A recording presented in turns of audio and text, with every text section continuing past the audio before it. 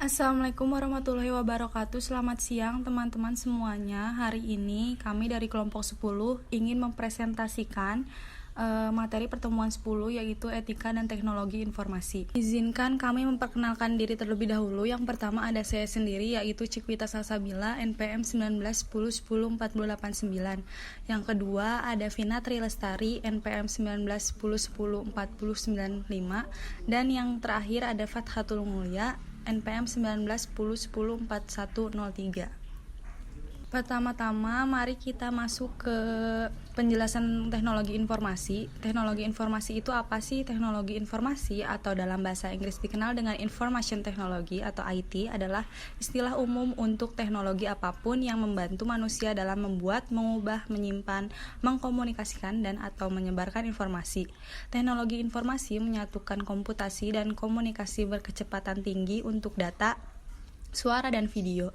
Contoh dari teknologi informasi bukan hanya berupa komputer pribadi tetapi juga telepon, TV, peralatan rumah tangga elektronik dan perangkat genggam modern misalnya ponsel.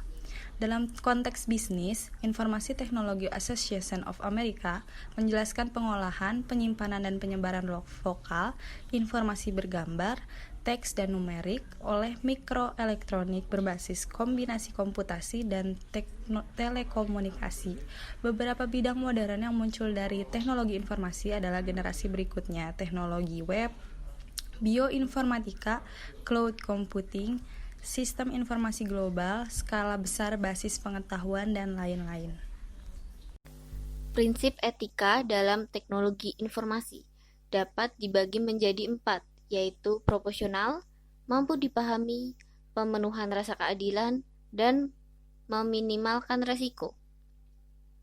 Yang pertama, proporsional. Hal baik yang dicapai melalui teknologi harus melebihi bahaya atau resikonya. Bahkan, harus ada alternatif yang dapat mencapai manfaat yang sama atau yang sebanding dengan bahaya atau resiko yang lebih kecil. Yang kedua, ada mampu dipahami. Mereka yang terkena dampak dari teknologi harus memahami dan menerima berbagai risikonya. Para pengguna juga melakukan upaya melindungi diri dari potensi kerugian. Yang ketiga, pemenuhan rasa keadilan. Manfaat dan beban teknologi harus disebarkan secara adil. Mereka yang mendapat manfaat menanggung bagian yang adil resikonya, dan mereka yang tidak mendapatkan manfaat harus dibebaskan dari penderitaan akibat peningkatan resiko yang signifikan. Yang keempat, meminimalkan resiko. Setiap tindakan selalu mempunyai peluang terjadinya resiko, sehingga segala bentuk teknologi yang diciptakan harus mengakomodasi resiko di dalamnya sehingga dapat diminimalkan. Internet etiquette atau netiquette. Netiquette merupakan aturan tentang tingkah laku yang dianggap tepat dan dapat diterima secara etis ketika seseorang berkomunikasi dalam jaringan. Beberapa aturan yang ada pada netiquette ini adalah: yang pertama, amankan semua properti Anda, mulai dari komputer, misalnya dengan memasang antivirus atau personal. Yang kedua, jangan terlalu mudah percaya dengan internet, sehingga Anda dengan mudah mengunggah data pribadi Anda. Dan Anda harus betul-betul yakin bahwa alamat URL yang Anda tuju telah dijamin keamanannya. Yang ketiga, hargai pengguna lain di internet. Jangan berusaha mengganggu privasi orang lain dengan mencoba mencuri informasi yang sebenarnya terbatas. Yang keempat, jangan berusaha untuk mengambil keuntungan secara ilegal dari internet. Misalkan, melakukan kejahatan pencurian nomor kartu kredit.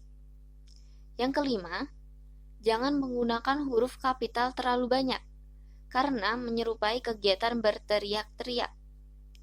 Jangan memanas-manasi, trolling atau keluar dari topik pembicaraan, ataupun junking atau memasang post yang tidak berguna saat berforum. Masalah etis pemanfaatan teknologi informasi. Yang pertama, pengurangan tenaga kerja. Keterampilan yang dimiliki tenaga kerja di masa lampau akan dialihkan dan dikerjakan oleh komputer. Yang kedua, eksklusi sosial, suatu proses yang menyebabkan seseorang dalam periode waktu tertentu terputus dari layanan, jejaring sosial, dan peluang untuk berkembang. Yang ketiga, resiko keamanan data. Pengguna internet mempunyai resiko pengintaian yang dilakukan oleh pihak lain, bahkan negara lain.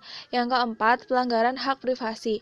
Sumber yang berpotensi melanggar hak privasi berasal dari pengisian data elektronik oleh toko kepada konsumen, cookies, spyware, adware, spam, laman tipuan, dan rekayasa sosial. Yang kelima, kejahatan komputer dan dunia maya. Misalnya, akses tanpa izin, penipuan dan kecurangan, pencurian informasi, pencurian jasa, manipulasi data, dan penyebaran virus komputer. Yang keenam, ada pornografi dan kekerasan. Yang ketujuh, ada gangguan fisik dan mental. Yang kedelapan, ada pelanggaran haki atau hak kekayaan intelektual. Dan yang kesembilan, terdapat sampah perangkat elektronik. Sekian presentasi dari kelompok kami.